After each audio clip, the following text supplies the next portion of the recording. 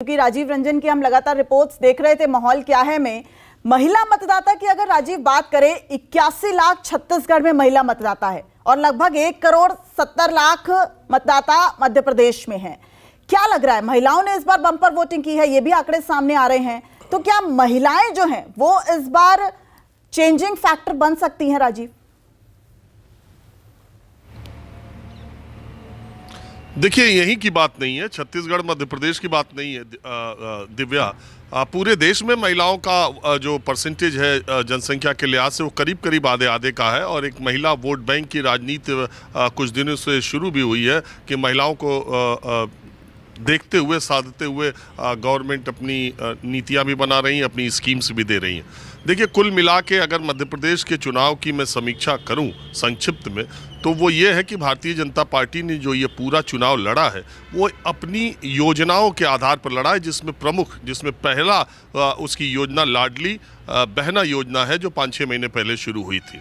और जितने दांवपेच होते हैं वो सारे दांवपेच भारतीय जनता पार्टी और कांग्रेस ने चुनाव में लगाए। आपको मालूम है कि किसानों की किसान सम्मान निधि भी चुनाव प्रचार खत्म होने के दिन ही आ गई थी खाते में। तो इस तरीके का जो महिलाओं को लेकर के बात करी जा रही है, तो बीजेपी अगर सबसे ज़्यादा किसी चीज़ पर आश्रित है और अपने रिजल्ट्स के लिए आशान्वित है तो वो उसकी लाडली बहना योजना है। लेकिन सवाल ये उठता है कि लाडली बहना योजना, आप जब महिलाओं की बात करती हैं तो आप तुरंत लाडली बहना योजना को पूरे जोड़ देती है, तो ऐसा नहीं है।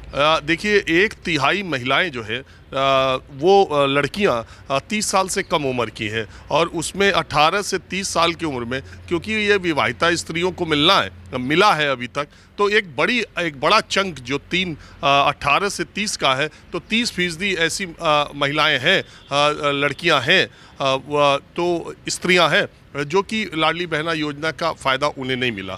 दूसरी बात, आपको मालूम होगा कि सरकारी कर्मचारी की पत्नी अगर है और तमाम उसकी शर्तें हैं, तो उन शर्तों को भी अगर आप देख लें, फिर इसके अलावा अगर किसी को विधवा पेंशन या वृद्धावस्था पेंशन मिलती है, उसको लाडली योजना नहीं मिलती है।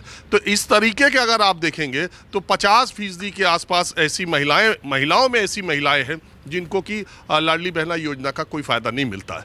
तो अब वो 50% महिलाएं बाकी बचती है। और अभी तक मैं जो देखता हूँ ज़मीन पर, अभी तक उन 50% में मुझे नहीं लगता 10% से ज़्यादा ऐसी महिलाएं होंगी जो अपनी वजह से किसी योजना या अपने फ़ायदे की वजह से वोट करती हैं। मैं तो कल कई मतदान केंद्रों पर महिलाओं से ही ज़्यादा बात करने की कोशिश कर रहा था और मैं अपनी आंखों से देख रहा था कि उनके परिवार के पुरुष समझा बुझा करके और सारी चीज़ों की ताकीद करके वो पोलिंग बूथ में भेज रहे थे।